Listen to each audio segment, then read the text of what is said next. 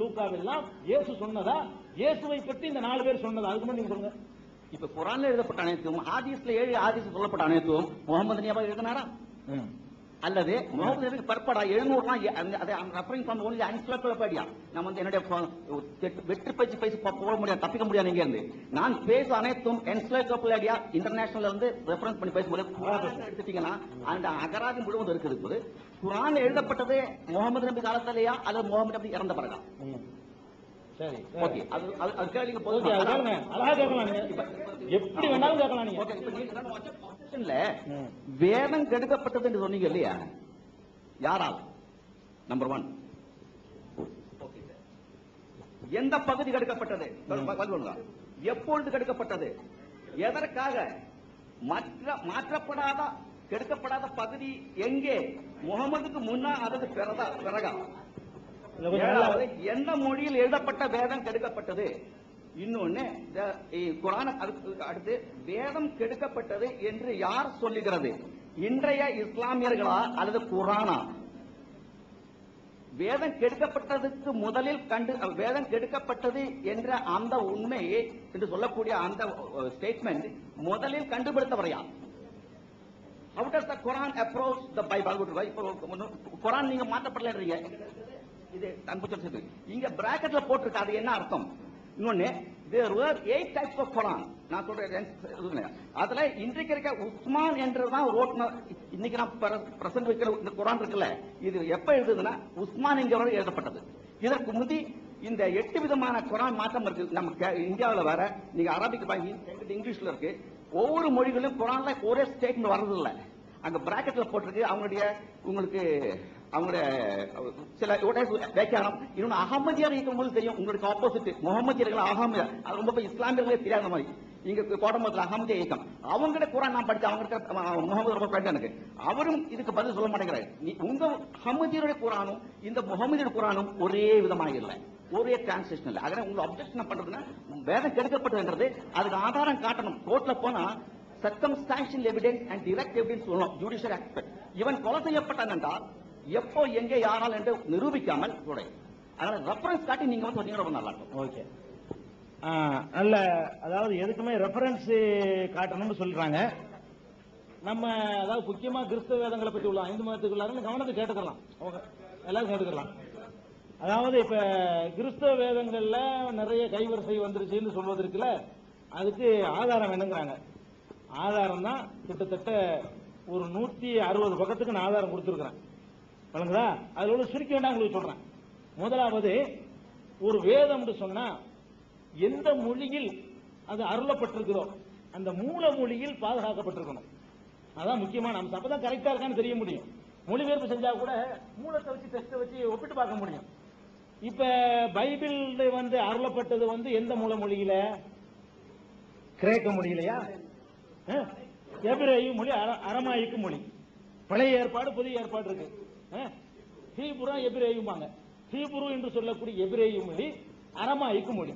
அதாவது பழைய ஏற்பாடு எபிரேய மொழியிலையும் இது அரமாயிக்கு மொழியிலையும், புதிய ஏற்பாடும் தான் ஒரிஜினல், அவங்களுடைய டெக்ஸ்டுடைய மூலம் வளைக்க வேண்டியது. ஆனா இன்றைக்கு பைபிள் அரமாயிக்கு மொழியில இருந்து எடுத்து காட்டுவாங்க, மூல மொழியில பாதுகாக்கப்படலங்க. ஒரு வேதம் கடவுள்கிட்ட வந்த வேதம் எந்த மொழியில் அது அருளப்பட்டதோ அந்த மொழியில் பாதுகாக்கப்படவில்லை, கிரேக்க மொழியில் தான் மூலம். அது மொழிபெயர்ப்புல குறிப்பிடுறாங்க, கிரேக்க மூலத்தில் இருந்து இது மொழிபெயர்க்கப்பட்டது எழுதியிருக்காங்க. தமிழ் பைபிள்ல கிரேக்கத்துக்கும் பைபிளுக்கு என்ன சம்பந்தம்? இயேசுவுக்கும் கிரேக்கத்துக்கும், மோசேக்கும் கிரேக்க மொழிக்கு என்ன சம்பந்தம்? கிரேக்க மூலத்திலிருந்து மொழிபெயர்க்கப்பட்டலாம். அட, ஒரிஜினல் அருளப்பட்ட மூலம் இருக்குமானால் கிரேக்க மூலம் யாராவது எழுதுவாங்களா? எழுதி மொழிபெயர்ப்புல பைபிள், தமிழ் பைபிள் எழுதியிருக்கிறாங்க, கிரேக்க மூலத்திலிருந்து மொழிபெயர்க்கப்படுது. கிரேக்க மூலம் கிடையாது. இப்ப குர்ஆன் பொறுத்த வரைக்கும் அரபு மொழி மூல மொழி, அரபியில் அருளப்பட்டது, அரபியில பாதுகாக்கப்பட்டது. அது ஒரு முக்கியமா நீங்க விளங்கிக்கணும். ஒண்ணு. ரெண்டாவது, புராட்டஸ்டன்ட், கத்தோலிக்கு, பெந்தகோஸ்ட்னு பல பிரிவுகள் இருக்கிறாங்க. ஒவ்வொருத்தரும் ஒரு பைபிள் வெளியிட்டு இருக்கிறாங்க. அப்ப கடவுள் கொடுத்ததுன்னு சொல்லுமானால் அதுல மாற்றம் வரக்கூடாது. பின்பற்றுவதில் வியாக்கியானத்தில் மாற்றங்கள் வரலாம். இவங்க சொல்லக்கூடிய பல சமாச்சாரங்கள் அதுல இல்ல. என்னென்னலாம் இல்லங்கிறத மூல மொழியில பாதுகாக்கப்பட்ட எது மூல மொழிங்கிறதே சண்டை இருக்குது. நான் புல் விவரத்தோட டெஸ்டோட கொடுத்துருக்கேன். இந்த ஒரு இதை பத்தி மட்டுமே ஆய்வு பண்ணி மூல மொழி தவறி போச்சுன்னு சொல்ல முடியாது, ஆதாரங்களோட கொடுத்திருக்கிறேன். இதுல முக்கியமான ஒரு விஷயம் என்ன தெரியுமா? இந்த ஆதி ஆகமத்திலிருந்து உபாகமம் வரைக்கும் உள்ள 5 ஆகமங்கள், இப்ப எல்லா மக்களும் புரிஞ்சுக்கிறதுக்கு சொல்ல வரேன். உபாகமத்தில இருந்து ஆதி ஆகமத்திலிருந்து உபாகமம் வரைக்கும் உள்ள 5 ஆகமங்கள் மோசேங்கிற தீர்க்கதரிசிக்கு கடவுள் கொடுத்த வேதம், தௌராத்துன்னு சொல்லுவாங்க. இப்ப கடவுள் மோசைக்கு கொடுத்தார். கடவுள் மோசைக்கு கொடுத்த அந்த வேதத்துல மோசே செத்ததை பத்தி வரலாமா? கடவுள் மோசைக்கு கொடுத்தாருன்னா வாங்கின ஒரு உசுரோட இருக்கணும். அந்த உபாகமத்தில் இருக்குது, இத்தனாம் தேதி மோசே செத்தாரு, செத்தவன 40 நாள் துக்கம் அனுஷ்டித்தார்கள், துக்கம் அனுஷ்டித்த பிறகு யோசுவா என்பவன் அந்த இடத்திற்கு வந்ததை போல ஒருவர் இதுக்கு பிறகு தோன்றியதே இல்லை. அப்ப ரொம்ப காலத்துக்கு பிறகு எழுதப்பட்டது வழங்குதா? மோசைக்கு கடவுள் சொன்னதுல மோசே செத்தாருன்னு சொல்ல முடியும்? மோசே தான் அந்த வேதத்தை வாங்குறாரு, அவருக்கு கொடுத்த வேதத்திலேயே மோசே செத்தாரு, 40 நாள் துக்கம் அனுஷ்டிக்கான்னு சொல்ல முடியுமா? அதாவது ஜோசுவா எழுதினாருன்னு நீங்க என்ன விளக்கம் சொன்னாலும் பைபிள்ல இருக்குது. நீங்க சொல்ற வியாக்கியம் எனக்கு தேவையில்லை. அதாவது இல்ல நீங்க அதுக்கு சொல்லக்கூடிய சமாதானம் யோசுவா எழுதினாருங்கிறது. நான் கேட்கிறது, மோசைக்கு கொடுத்த வேதத்தில் யோசுவா சொன்னது எப்படி இடம் பெற முடியும்? ஏன் நீக்கல? கடவுள் வார்த்தையிலிருந்து நீக்காம தான் வெளியிடுறீங்க பைபிள்ல. இன்னைக்கு பைபிள்ல இருக்குது அது. இன்றைக்கு பைபிள்ல இந்த பாருங்களேன், மோயிசனின் மரணத்தை குறித்த பகுதியுடன் இப்பகுதி முடிவடைகிறது. இதை பிற்காலத்தில் இந்நூலில் சேர்த்திருக்கலாம். கத்தோலிக்க பைபிள்ல அவங்களே எழுதுறாங்க. பைபிள்ல ஒரு விஷயத்தை குறிப்பிட்டுட்டு இது பின்னாடி யாரும் சேர்த்து விட்டாங்கன்னு அவங்களே சொல்றாங்க. நானா சொல்லல, கத்தோலிக்கர்கள் வெளியிட்ட பைபிள்ல உபாகமத்தினுடைய முன்னுரையில பைபிள்லயே அந்த புரோட்டஸ்டன்ட் சொல்லணுமா? புரோட்டஸ்டன்ட் இல்ல, அது நீங்க சொல்லக்கூடாது. இல்ல, அது நீங்க சொல்லக்கூடாது. இல்ல, அதை நீங்க அப்படி சொல்லாம, இல்ல இல்ல இல்ல இல்ல ஐயா, நீங்க அப்படி சொல்ல வேணாம். நான் சொல்லிக்கிறேன் ஐயா, நீங்க அப்படி சொல்ல வேணாம். கத்தோலிக்கத்தை விட்டுருங்க, புரோட்டஸ்டன்ட் சொல்லுங்க கேளுங்க. ஏன்னா கத்தோலிக்க சில பேர் இருப்பாங்க, அவங்க சங்கடப்படுவாங்க. உங்களுக்காக சொல்றேன். ரைட், அவங்கள விட்டுருவாங்க. புரோட்டஸ்டன்ட்ல வேணுமா? புரோட்டஸ்டன்ட்ல இல்ல, அதுல சொல்லணுமாண்ட? அவங்க 2 தான் வேதம் இருக்கு. வேற யார் வேதம்? வேதத்தை 2 பேரும் தான் வெளியிடுறாங்க. மத்தவங்களும் ஆட்டோ எடுத்துட்டு இருக்கீங்க. இருங்க,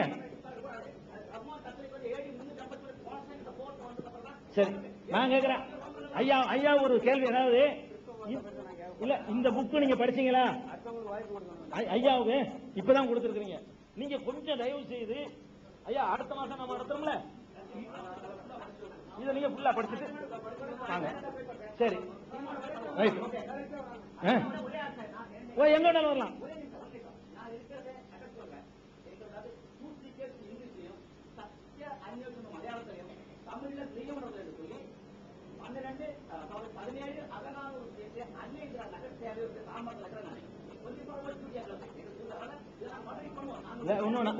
சின்ன ஒரு என்னன்னா, இது ரொம்ப கூட நீட்டிக்கிறதா கூட மற்ற கேள்விகள் அடிப்படை மொத்தம் சங்கடப்படுவாங்க.